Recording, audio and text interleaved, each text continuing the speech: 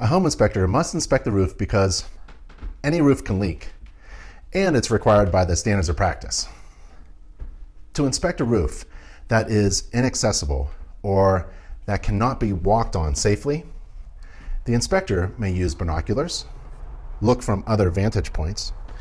You can use a drone, use an extendable non-conductive pole with a camera, or use a ladder to get to the roof's edge. If a home inspector can't see the roof covering, it's a good idea to disclaim that system in the inspection report. Describe it in the report as something that was not inspected, and it should be looked at by someone who can reach the roof at a later time. As a home inspector, you should inspect the roof covering and look for deteriorated or loosening of the flashing signs of damage to the roof covering material. Look for debris that can clog the valleys and the gutters.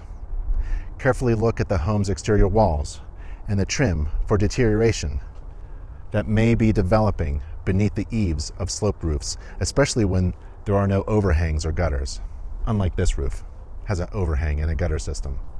Roofs are designed to be water resistant. Roofs are not designed to be waterproof. Eventually, the roof system will leak. No one can predict when, where, or how a roof will leak. The home inspector should describe the type of roof covering materials in the inspection report, and the inspector should report as in need of correction any observed indications of active roof leaks.